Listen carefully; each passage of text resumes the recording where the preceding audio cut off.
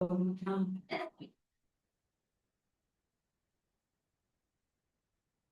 sentindo um retorno. Eu também. Eu tô apagando.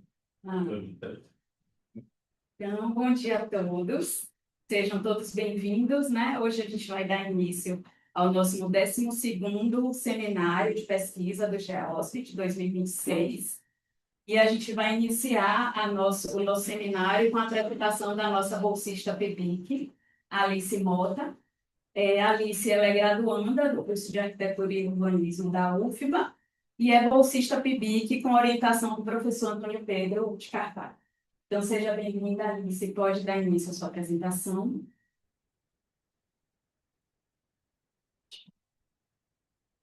Bom dia a todos.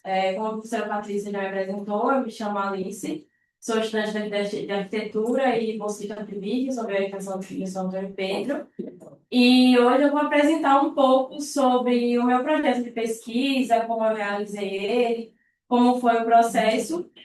Então, trazendo um pouco da contextualização do projeto de pesquisa, né? Ele surgiu a partir da pesquisa do professor Antônio Pedro, que tem como título Desastres Naturais em Meio Urbano, Evidências de Arquitetura Medicinal no Estado da Bahia, Brasil, que tem como objetivo estudar a participação da arquitetura em desastres naturais em meio urbano e os impactos das epidemias na infraestrutura de estabelecimentos assistenciais de saúde. Daí, o meu projeto de pesquisa, ele tem como título Desastres Naturais em Meio Urbano, com foco na acessibilidade urbana, então na mobilidade urbana, enfim. Trazendo também uma contextualização sobre o período da Covid-19, que foi o período da pandemia, em que esse período de quarentena foi chamado muita atenção sobre questões de habitação, sobre problemas em questões de habitação, mobilidade, equipamentos de lazer, comércio e principalmente de saúde. Já que em momentos, principalmente de epidemias, de desastres naturais, o ponto de apoio principal das pessoas são os estabelecimentos assistenciais de saúde, que são os locais que oferecem serviço de saúde para as pessoas. Trazendo como um objetivo principal que foi realizar uma revisão de literatura sobre acessibilidade urbana e analisar essa acessibilidade com foco na mobilidade de acesso aos estabelecimentos assistenciais de saúde. E como principal objeto de estudo, eu tive o Hospital Universitário Professor Edgar Santos, que é o hospital universitário aqui da Universidade Federal da Bahia, localizado em Salvador.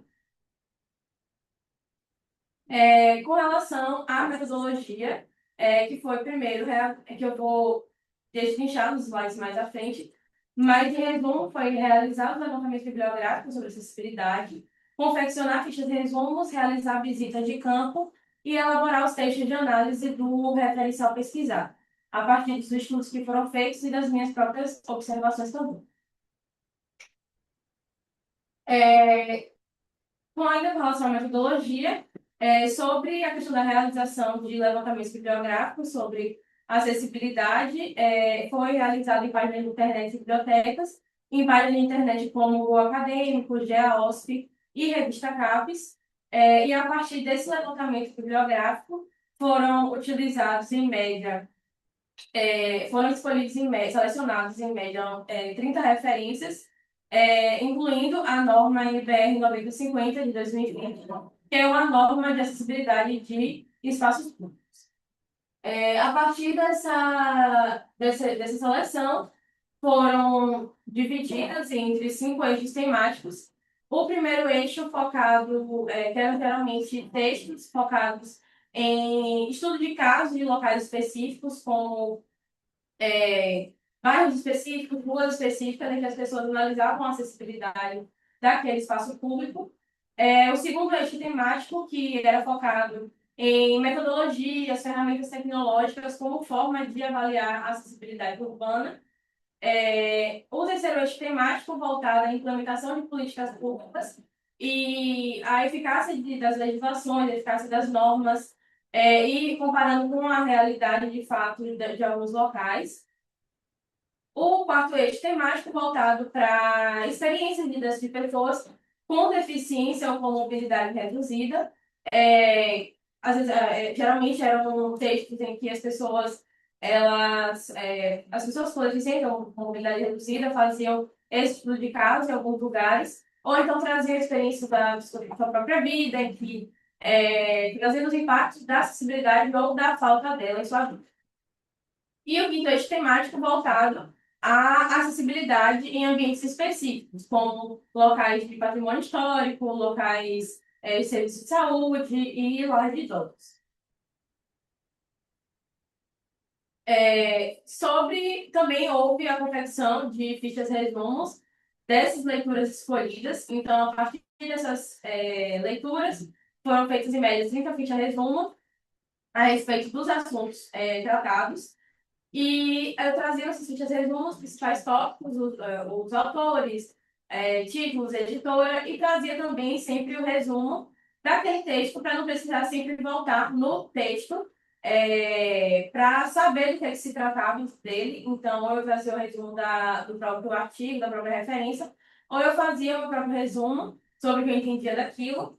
E também, nessas fichas resumo, trazia algumas citações diretas, citações indiretas e textos meus também, para auxiliar no artigo que seria feito.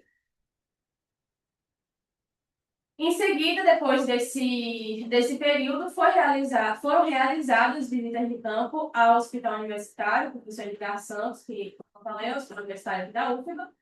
E nessas visitas de campo, tinha como objetivo analisar e avaliar as condições de mobilidade e acessibilidade das áreas externas e de acesso ao hospital universitário. Então, o foco era sempre dos pontos de ônibus, dois pontos de ônibus mais próximos do hospital, em que passavam várias linhas de ônibus que conectavam a outros lugares da cidade, principalmente ao metrô da Lapa, a estação da Lapa, que é a estação mais próxima ali do hospital. Então, os dois pontos de ônibus localizados, um na outra rua e o outro no passeio, e o outro na calçada do próprio hospital, em frente à reitoria da UFBA também. Então, o trajeto era feito desde os pontos de ônibus até os principais acessos do hospital, que totalizavam 3 acessos. Então, o foco era na área dos pontos de ônibus até os acessos, então, principalmente na área externa. As 3 visitas de campo, a primeira foi realizada com o objetivo de conhecer o local, porque eu só passava em frente, não conhecia de fato o ambiente. Então, essa primeira visita de campo foi com o objetivo de conhecer, de saber quais eram os acessos principais do hospital, com base na minha observação e em conversa com as pessoas que trabalhavam lá.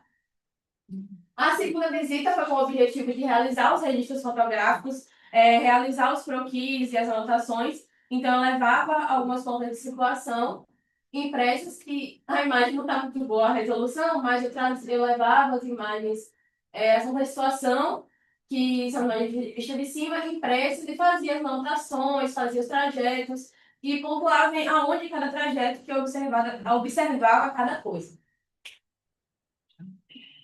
E a terceira visita de campo foi basicamente para coletar informações que não haviam sido coletadas ou não foram reparadas nas primeiras visitas.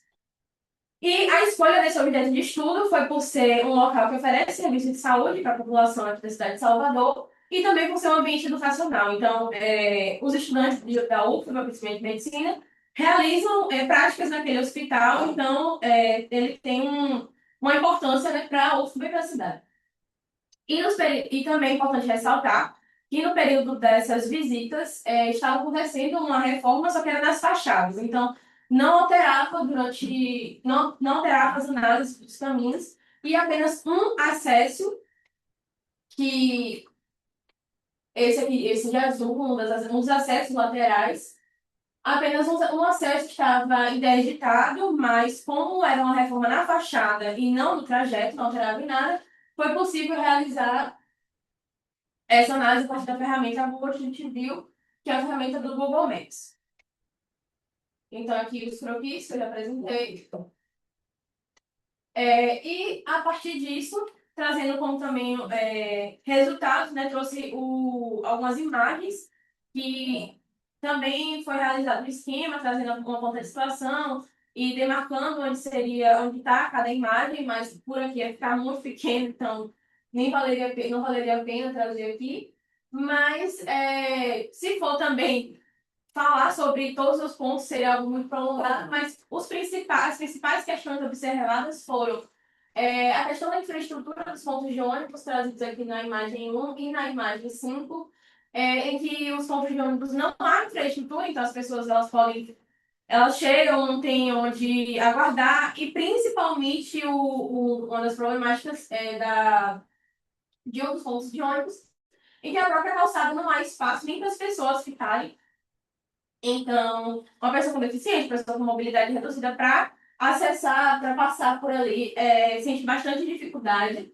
Também foi reparada a questão de muitos pisos táteis degradados, ou então a falta deles, como aqui o estado degradado da imagem 2, e também na imagem 6, que já era o caminho que era na área externa do hospital, em que não haviam piso táteis, também tinha a questão de que nos passeios, desde os pontos de ônibus até o hospital, haviam passeios em que não havia nivelamento com as ruas, então não havia rampa, não havia nivelamento. Também haviam passeios degradados com muitas obstruções. A falta de sinalização também ali para a área externa do hospital, em que as pessoas não tem um acesso intuitivo, né, para que elas possam acessar ali sem precisar estar sempre precisando de ajuda de alguém, ou estar sempre perguntando para alguém, então não há aquele acesso intuitivo, não há uma sinalização intuitiva, um avatar para auxiliar essas pessoas. Então, foi observado uma precariedade nesse acesso do hospital, principalmente desde os pontos de ônibus, que é o acesso ali através do transporte público, né? E, como conclusão, né, eu trago que é esperado que esse estudo ele contribua para o planejamento de rotas acessíveis para equipamentos públicos e que haja também um deslocamento que não seja dessas pessoas, que não seja um fator de exclusão, e que para as pessoas com deficiência ou mobilidade reduzida, e que haja esse direito de acesso à saúde e autonomia a todas as pessoas, independente se há deficiência, se há mobilidade reduzida. Então, esse direito, esse acesso à saúde pública, deve ser a todos. Trago também as referências utilizadas. E muito obrigada pela atenção. Trago aqui meu e-mail para alguma contribuição, crítica, ou enfim. E no mais, muito obrigada.